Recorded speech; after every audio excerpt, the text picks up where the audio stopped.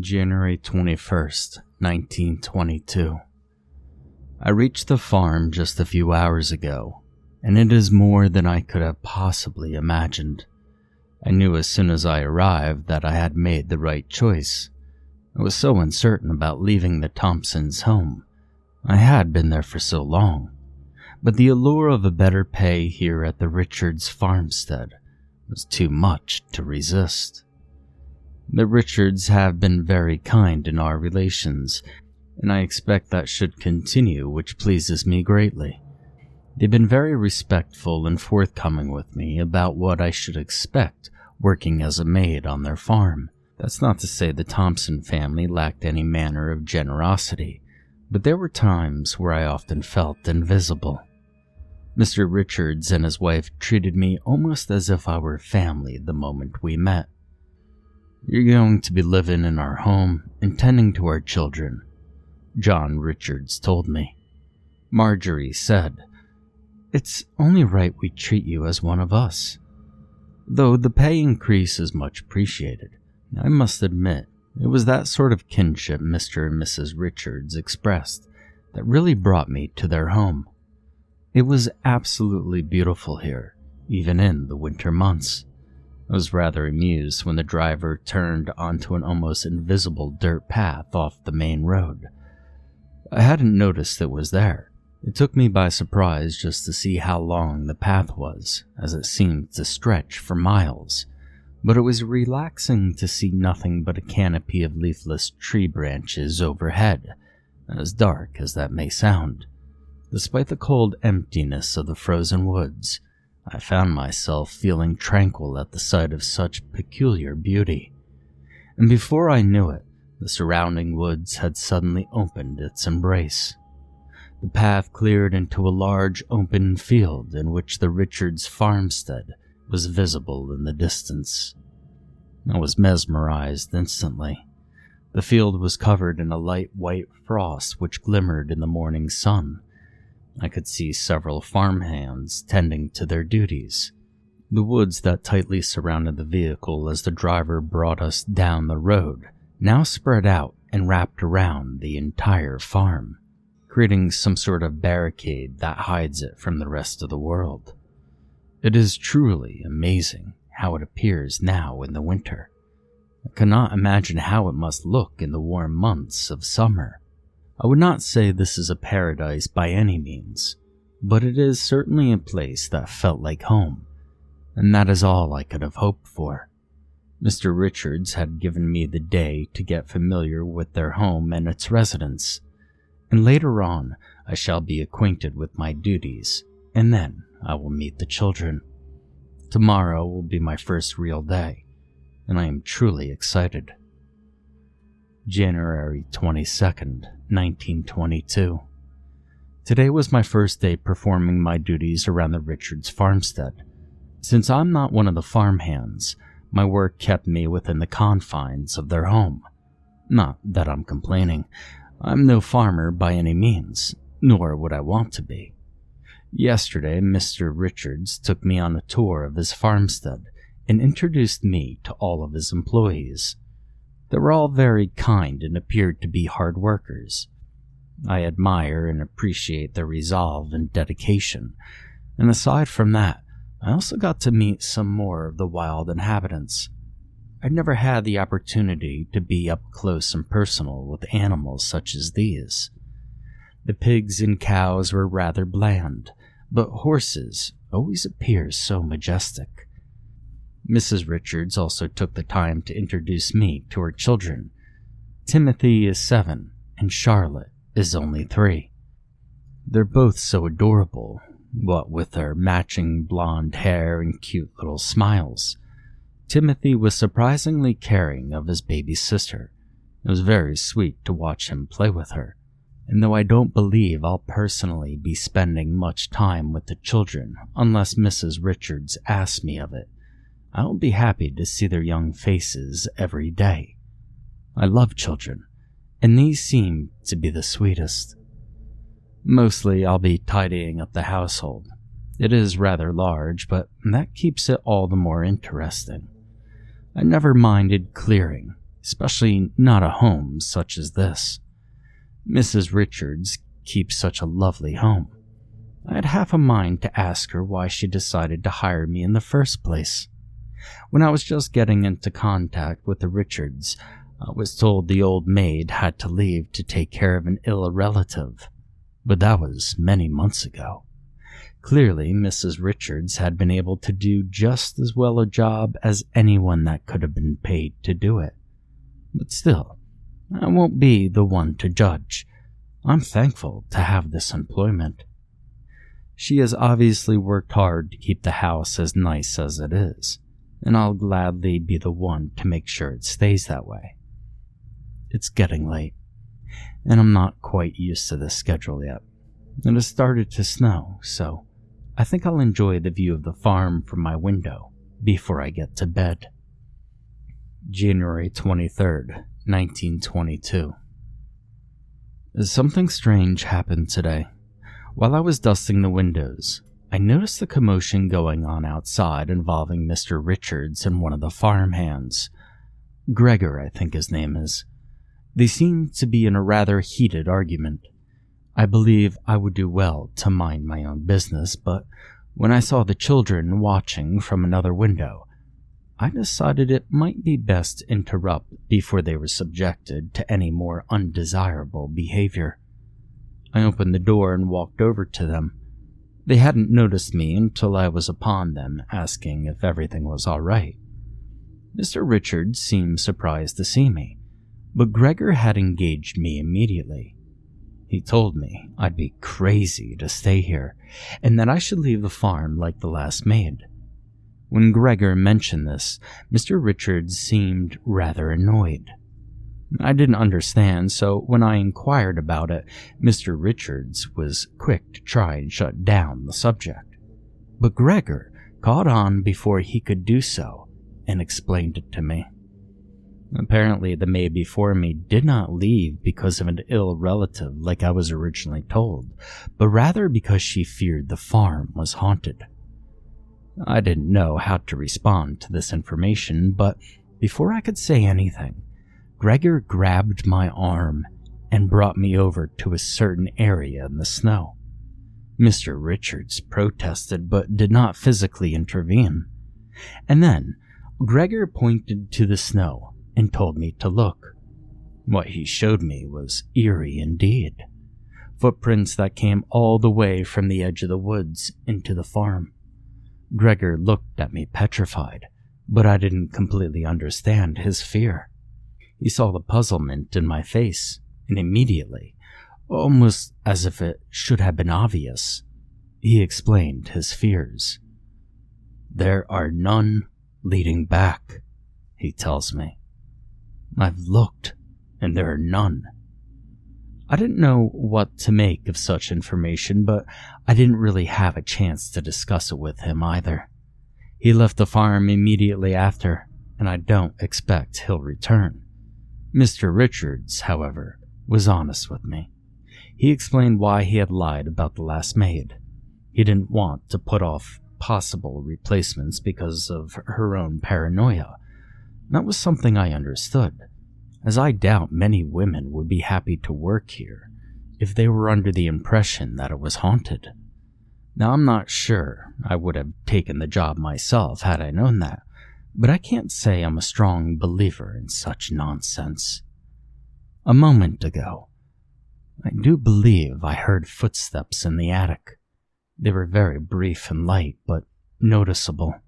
I can now see that I'm letting my own paranoia and imagination get the better of me. I think it's time for bed. January 25th, 1922. A couple of days have passed since I last wrote. Not much has occurred since then. Yesterday, Mr. and Mrs. Richards both sat me down and apologized to me personally for not being honest about the previous maid. I assured them that I took no offense, and that I understood their reasoning, but they still seemed rather ashamed of it. I think they were also ashamed of the notion that they have a haunted home, but I told them that was a silly idea. I truthfully felt bad for them. I knew they were very caring people, and I made sure that they knew that. But still, I could not help but feel like they were feeling guilty about having misled me. So I tried to cheer them up with a few good laughs. It lightened the mood a bit, and they appeared appreciative of my understanding and lightheartedness.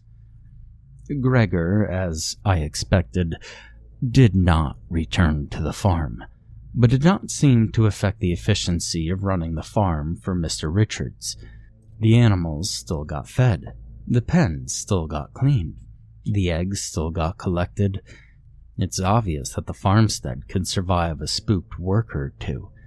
As for the footprints in the snow, they've since faded with the wind and more snow, and no other farm hands seemed to care. They either didn't notice, or thought the money was far more important than being worried of ghastly entities. Even so, Mr. Richards had some of his men scour the area as a precaution, to be sure no one was lurking around the farm. He has mentioned to me that he has had trouble with stolen livestock in the past, but all such matters had always been resolved quickly. Despite being very closed off from the rest of the world, the people in this area are actually a part of a very tight-knit community. If someone tries to sell a stolen animal to another farm, it's not hard to determine if that animal initially belonged to someone else close by. However, the men never found any intruders, nor did they find any missing livestock, and it would appear that everything was normal and that there was nothing to be afraid of. Unless, of course, there's a ghost. Whatever the case, a few strange occurrences here and there probably won't hurt anyone.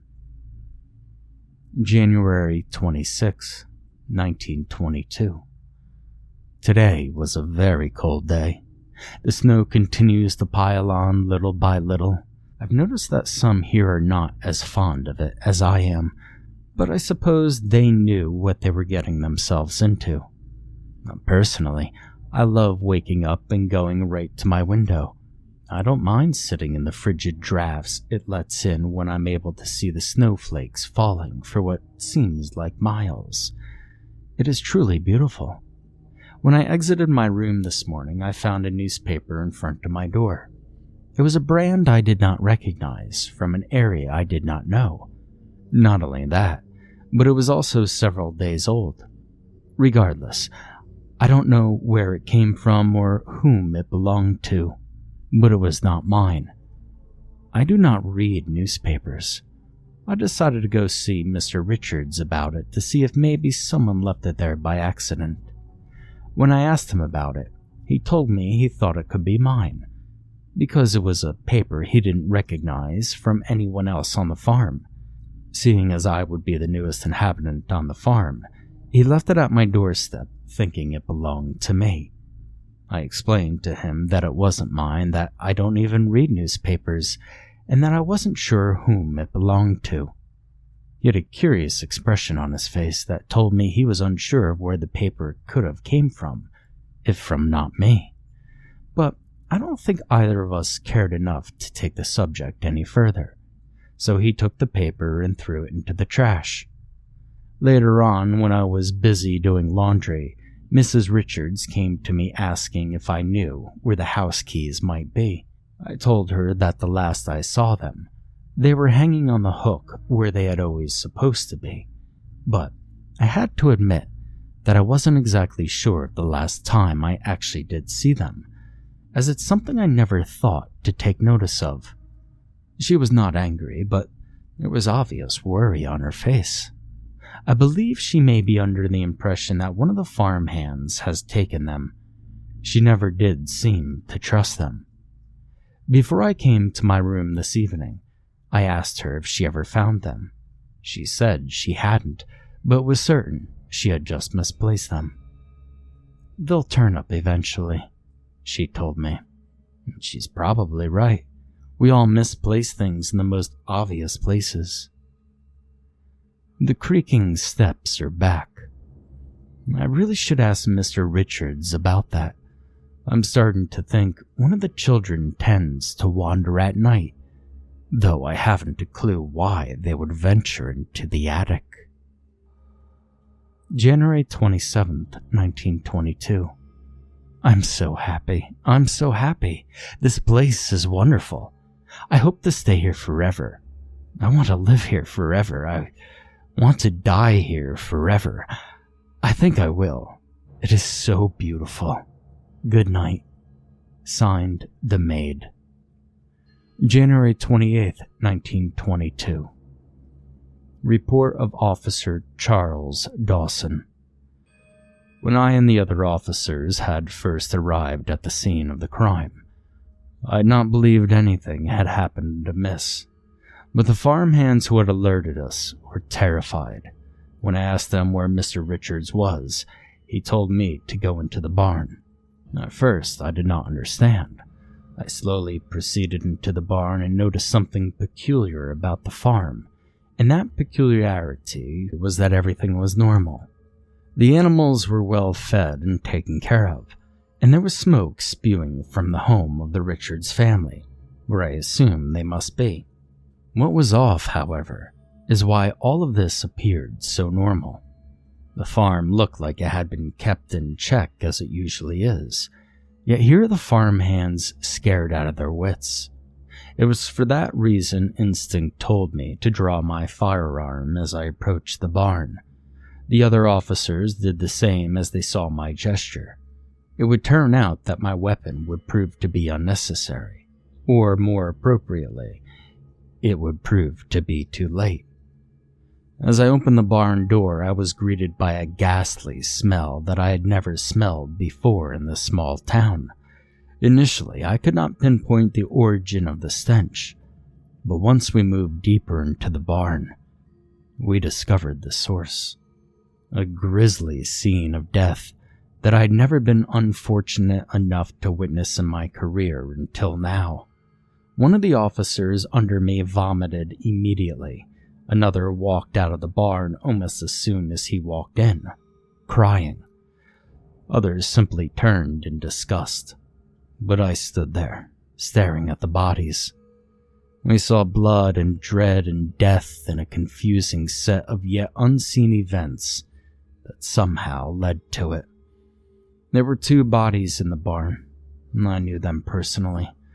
John Richards, the owner of this farm, was a good man and undeserving of his fate. May God rest his soul. I found him in a pile of hay, laying face down with a hole-like wound in the back of his head. I found Marjorie a few feet away, laying in the dirt, with a similar wound. Judging from how we found them with wounds in the back of their heads, laying face first in the ground, I would assume that their murderer or murderers had forced them into the barn, where they were then executed whilst on their knees. To see John and Marjorie like this, well, words cannot describe. But then I remember the 2 had children. An unyielding fear came over me. It was at this point I pulled 2 of my better composed men aside and instructed them to stay at the rear and to be on their guard. Together we walked toward the family's home, and I remember an insatiable wrath in me as I knew what I was going to find. We entered through the front door, I with my weapon hanging steadily in the air. I don't know if I actually believed the perpetrator would still be present, but I know that I wanted it to be so. I moved past the stairway and down the hall into the kitchen. There had been some crumbs left behind on a plate. I cannot say for certain if the suspect had stayed for a time after the crime, or if he had interrupted the family in the middle of a meal. It should be noted, however, that there was just 1 plate. I had turned around from there and proceeded to check the rest of the rooms of the first floor, but found nothing out of place. There had been no sign, as far as I could tell, that anything had been taken from the home. In fact, there was some bit of money on a table that remained untouched. It would seem this was not a robbery, but rather the result of a monstrous activity with no real explanation. When I found myself back at the stairs, I and the other officers continued upward to find what I feared, yet expected all along. Despite that, I was always at the ready to pull the trigger on my firearm. At the top of the stairs, we came upon an elongated hallway with rooms located on each side and another set of stairs to the 3rd floor at the end. I knew that the children's room was at the end of the hall, on the left-hand side by those stairs. I could not see the door from where I stood, which remained closed. Every other door was opened. There was the master bedroom, which appeared to have been unused, and then there were the 2 guest bedrooms, one of which had looked as if it were recently used. This angered me, but I did not believe the other officers understood the sick and twisted sense of humor from the perpetrator that I saw in it.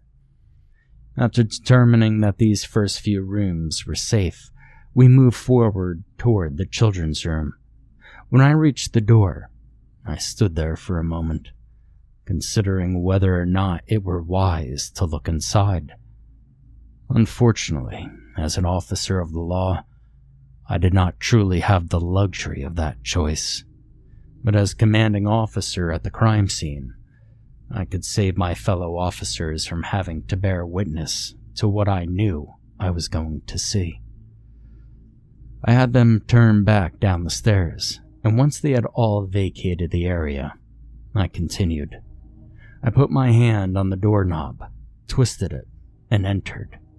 I was in the room for 5 minutes, and I only got as far as 2 steps in before I could not bring myself to move anymore. I cannot and I will not record this in the report of what I saw, nor will I speak of it to anyone ever. It was a sight that as few people as possible should have to see, let alone hear of, and it will haunt me for the rest of my days. When I was able to regain my composure, I backed out of the room and shut the door. I made sure the other officers were still out of sight. If I became lucky enough to find this scum of God's beautiful earth, then I wanted to be the one to send him back to hell where he came from. But I would not get that chance. I proceeded up to the 3rd floor. Here there were only 2 more rooms and ceiling door to the attic. The room on the right appeared to be used for storage, and the room on the left contained another gruesome sight that I admittedly did not expect to see. It was the maid's room, and she was still present. She laid with her head down at her desk, but facing the doorway. I assume she was left like this intentionally. Her throat was cut, and she was covered in her own drying blood. She had this horrific look on her face, as if she were staring past me and at me at that same moment, and her mouth hung open, contorted in a strange way, like she had been murdered in the middle of her screams. Her left arm was hanging off of her desk, but her right was still posted on top of it. I approached the victim and saw that the right hand was placed on top of a book. And looking closer, I saw that this book was actually a diary. I reluctantly moved the hand to pick up the diary and found something underneath. A blood-written number, 34. I knew what it meant right away, and so I turned the page. The following is what was written on that page in the maid's blood. To whomever this may concern, I hope you like my work. I made sure I got every last one of them. I got them at night. First, the parents, who I led to the barn. They begged. They always beg. Next, the kids, who thought they could hide from me, but I was smarter. And then there was the maid. She was fun, asleep when I found her. Before I finished with her, I took her on a tour around the farm to show her my work. Then I brought her back here and made her write her last entry. I thought it would be funny. And when she got boring, I shut her up forever. She was loud anyway. Could barely get her to stop talking even after I cut her. They never saw me coming. I was here for a long time before anyone noticed, and when they noticed, it was too late. I came in from the woods and stayed under the wooden floor of the barn. They searched the whole farm and never checked there. I think that's funny.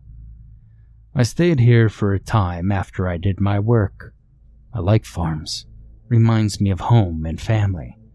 I love animals too, so I took care of them. I slept in one of the rooms below. Wasn't bad, but I've had better. Not to mention that noise. You see, at first, I thought I had another play toy hiding up in the attic, but after searching it, I found nobody. There wasn't a damn thing except for a set of keys. And so I left. It scared me, to be honest with you. I'm a God-fearing man, and I know well enough that the sound of footsteps made by nobody is downright unholy. Damn near burnt the place down after that, but I realized that would take away the glory of my work. So, here it is. Enjoy it. Don't look for me. I'm long gone. And a word of advice, friend. Don't go into that attic.